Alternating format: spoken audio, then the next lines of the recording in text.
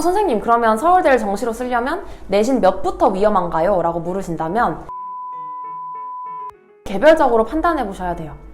여러분 안녕하세요, 민영쌤입니다. 여러분, 서울대 연대고대가 다 정시에서 내신을 반영한다고 합니다. 서울대학교는 작년인 23학년도에 이미 내신 반영을 했어요. 그리고 이번에 24학년도에는 고려대가 내신 반영을 한다고 하죠. 그리고 다음으로 연세대학교도 현 고1들이 입시를 치르게 되는 26학년도에 정시에서 내신 반영을 한다고 예고를 했습니다. 도대체 이게 어떻게 된 영문인지 저랑 같이 알아보도록 하겠습니다. 고고링! 자, 먼저 서울대학교는 정시에서 내신을 어떤 식으로 반영하는지 보겠습니다. 서울대, 연대, 고대 중 이미 내신 반영을 해서 정시로 뽑았던 학교가 서울대학교밖에 없죠, 현재는. 그래서 서울대학교는 조금 구체적으로 설명을 드리겠습니다. 자, 먼저 서울대학교 정시의 특징은 뭘로 쓰든 내신이 들어간다는 거예요. 내가 일반 전형으로 쓰든 직윤으로 쓰든 뭘로 쓰든 내신이 들어가게 됩니다. 근데 주로 일반 전형을 쓴다고 생각하고 일반 전형 기준으로 설명을 드릴게요. 먼저 정시에서 학생들을 어떻게 뽑냐를 보면 우선 1단계는 수능 100%로 뽑습니다. 내신 상관없이 수능 점수만으로 1단계에서 2배수를 선발하고요. 그 다음 2단계로 넘어갔을 때 1단계의 수능 성적을 80점 비율로 보고 나머지 20점을 교과 평가를 해서 총점으로 학생을 선발하게 됩니다. 자, 그럼 수능 성적으로 1단계는 뚫었다고 치고 2단계가 어떻게 이루어지는지를 보겠습니다. 우선은 1단계 수능 성적 100점을 80점으로 환산한다고 나와 있죠. 이 80점으로 환산하는 과정을 좀 살펴볼 텐데요. 이게 중요한 이유가 환산 과정에 따라 내신 영향력이 달라지는 경우가 생깁니다. 무슨 말이냐고요?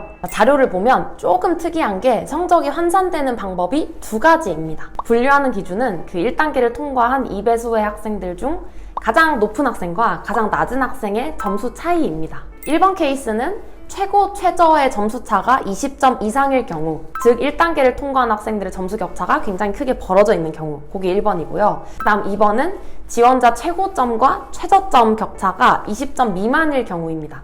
즉 학생들의 점수가 굉장히 촘촘하게 붙어있는 상황을 이야기하는 거겠죠. 자, 케이스 1번, 만약에 지원자들 사이에 점수 격차가 크게 벌어져 있다 할 경우 포인트는 분모에 최고점 빼기 최저점이 들어간다는 거예요.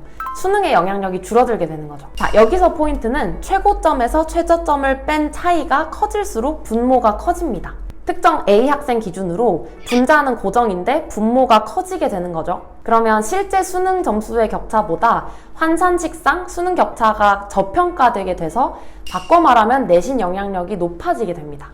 즉 지원자들의 점수 차가 큰 모집 단위일수록 내신 영향력이 커집니다. 그리고 두 번째 경우는 지원자들의 성적이 촘촘히 붙어있는 경우였죠. 여기서는 최고 점수와 최저 점수의 차이를 분모로 넣지 않기 때문에 교과평가의 영향력을 논의하는 게 의미가 없어집니다. 교과평가에서 2점 감점이면 수능 환산 점수에서 똑같이 2점 감점하는 셈이 되는 거죠. 그래서 여기서는 교과평가의 영향력이 고정되게 됩니다. 그러면 만약에 내가 정시 파이터인데 내신이 너무 안 좋다. 그랬을 때 케이스 1번인 지원자들 사이의 점수 격차가 큰 곳은 지원하시면 안 되겠죠. 거기는 내신 영향력이 커지니까. 그럴 경우에는 학생들의 점수가 촘촘히 붙어있는 곳에 지원을 하셔야 됩니다. 자, 그럼 다시 아까 평가 방식으로 돌아가서 이번에는 2단계에서 교과평가를 20점으로 산출하는 방식을 보겠습니다. 자, 여기 띄워드리는 자료를 보면 조금 특이한 게 내신 숫자만 보지 않아요. 과목 이수 내용도 본다고 되어 있고 교과 학업 수행 내용, 세특도 본다고 나와 있습니다. 즉 서울대 내신 반영은 내신 숫자가 1.0이냐, 2.0이냐, 3.0이냐만을 단순히 보는 게 아니라 어떤 교과목을 들었는지, 적극적으로 참여했는지 등을 정성평가한다고 보셔야겠죠. 따라서 내가 어떤 고등학교를 다녔냐, 혹은 내가 무슨 과목을 들었냐에 따라 똑같은 내신도 다른 평가를 받을 수가 있습니다. 이러한 정성평가를 거쳐서 2명의 평가자가 A, B, C 중 등급을 부여한다고 나와 있죠. 2명 다 A를 부여하면 AA 5점, 2명 다 B를 부여하면 BB로 3점, 2명 다 C를 부여하면 CC로 빵점, 이렇게 나와 있습니다. 선생님, 그러면 서울대를 정시로 쓰려면 내신 몇부터 위험한가요? 라고 물으신다면 일괄적인 정답을 드리기가 어렵고 개별적으로 판단해 보셔야 돼요.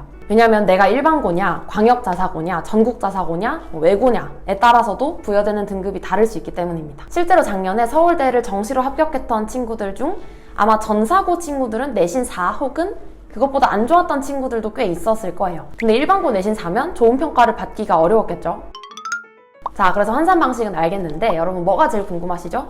내가 내신이 안 좋을 때 수능 몇 문제를 통해 극복할 수 있느냐, 그게 궁금하시죠? 자, 요건 아까 분류했던 케이스 1, 2 각각에 대해서 살펴보겠습니다. 자, 첫 번째, 최고점과 2배수 합격 최저점이 20점 이상으로 벌어져 있는 경우를 보겠습니다. 자, 보여드리는 표는 작년에 실제로 서울대학교에 썼을 법한 학생들의 데이터를 가지고 왔고요. 1등의 성적과 2배수인 학생의 성적이 대략 수능 환산 기준으로 29점, 30점 정도가 되니 30이 분모에 들어가게 돼서 교과의 영향력이 수능에 비해 1.5배 커진 상황입니다. 그러면 수능 3점이 교과로 2점인 셈이 되겠죠. 즉 교과평가에서 2점이 뒤처지게 되면 수능에서 국어 3점짜리 한 문제 정도를 더 맞을 경우 극복이 되는 정도입니다. 그리고 교과평가에서 5점이 뒤처졌을 때 수능 점수로 치면 7.5점을 만회해야 되는 상황이 벌어지게 되는 거죠. 그러면 내가 삐삐로 AA만큼의 성적을 받으려면 수능으로 쳤을 때 국어 3점짜리 하나 정도를 더 맞으셔야 합니다. 그리고 만약에 내가 CC에 해당이 돼서 빵점을 받을 것 같다. 그러면 최고점인 학생과 교과 기준 5점 차이가 나죠. 교과 5점 차이는 수능으로 쳤을 때 약 7.5점의 격차라고 보시면 됩니다. 자, 그럼 두 번째 케이스. 지원자 최고점과 2배수 최저점의 점수 차가 20점보다 좁을 경우, 즉 학생들의 점수가 촘촘히 붙어있는 경우를 보면 여기는 계산식상 교과 영향력과 수능 영향력이 같습니다. 그래서 내가 만약 BB를 받을 거라 예상이 되면 AA에 비해 교과에서 2점이 깎인 거고 수능에서도 2점을 만회하시면 됩니다. 그리고 만약에 내가 CC를 받을 것으로 예상이 된다. 그러면 AA 학생에 비해 교과로 5점이 뒤처진 거고 수능으로 마찬가지로 5점을 만회하시면 되는 구조입니다. 여기서는 명목상 교과의 영향력이 적기는 하지만 또 그만큼 수능 성적이 되게 촘촘히 붙어 있어서 그 미묘한 교과평가의 성적 차이로 또 등수가 뒤바뀔 수도 있는 구조이기는 해요. 자, 그럼 다음으로 고려대학교를 봐야겠죠? 고려대 정시에서 내신의 영향력이 얼마나 되느냐를 보겠습니다. 자, 근데 여기서 서울대와의 차이점을 보자면 서울대는 제가 아까 뭘로 쓰든 내신평가를 받아야 된다고 말씀드렸죠. 직윤으로 쓰나 일반으로 쓰나 내신평가를 받습니다. 그런데 고려대학교는 일반 전형으로 내신을 보지 않는 전형을 유지하고 일부를 내신 보는 전형으로 운영을 하게 되었습니다. 즉 내신을 안 보는 전형으로 지원할 수가 있다는 거죠. 수능 점수만 보고 뽑는 전형의 정원은 1067명이고요. 교과 우수 전형은 427명 선발을 한다고 나와 있습니다. 자, 그럼 고려대 점수 반영 방식도 살펴봐야겠죠? 고려대는 단 1단계, 2단계 없이 일괄로 선발을 하고요. 수능 비중이 80% 그리고 교과 비중이 20%입니다. 교과 반영 방법을 보면 학교장 추천 전형과 동일하게 산출한다고 나와 있죠. 그러면 학추 점수를 살펴보겠습니다. 1등급에 해당되는 점수가 100점, 2등급이 98점, 3등급이 94점, 그리고 4등급부터 86점, 5등급 70점으로 훅훅 떨어지는 걸 확인할 수가 있죠. 그러면 이 점수를 만회하기 위해 필요한 수능 성적을 마찬가지로 환산해 볼 텐데, 자, 여기서 인문 자연이 조금 다르게 나타납니다. 반영비도 다르고 환산 점수를 계산할 때 활용하는 계열별 만점 숫자도 다르기 때문입니다. 자, 그럼 먼저 자연계열부터 보면 결론적으로 봤을 때 내신 평균 1등급인 학생들과 2등급인 학생들이 교과 점수로는 2점 차이가 납니다.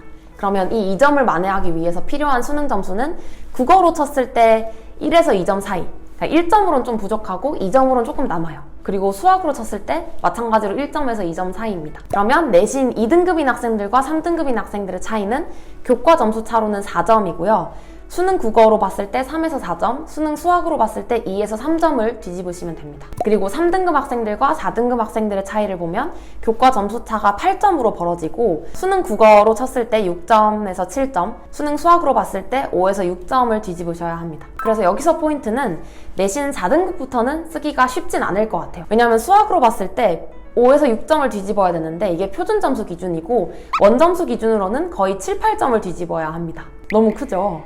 그러면 다음으로 인문계열도 살펴봐야겠죠? 인문계열에서는 반영비와 반영 방식상 교과 비중이 미묘하게 더 낮습니다. 자연계열에 비해. 그래서 내신 1, 2 사이의 교과 점수 차가 2점이고 수능 성적으로 치환을 하면 국어는 1에서 2점, 수학은 1에서 2점입니다. 인문계열은 국수 반영비가 동일하기 때문에 국어랑 수학은 다 같은 점수로 보시면 돼요. 그리고 내신 3등급인 학생이 내신 2등급인 학생을 뒤집으려면 국어로 봤을 때 대략 3점, 수학도 대략 3점입니다. 내신 4등급인 학생이 내신 3등급인 학생을 뒤집으려면 교과 점수상 8점을 뒤집어야 하기 때문에 수능에서 국어든 수학이든 5점에서 6점을 뒤집으셔야 합니다. 아까 자연계열에서는 내신 3등급인 친구가 내신 2등급인 친구를 뒤집으려면 국어 3점으로는 조금 부족했어요. 근데 인문계열은 국어 3점이면 됩니다. 그래서 포인트는 내신 4가 넘어가면 역전해야 되는 수능 점수가 커져요.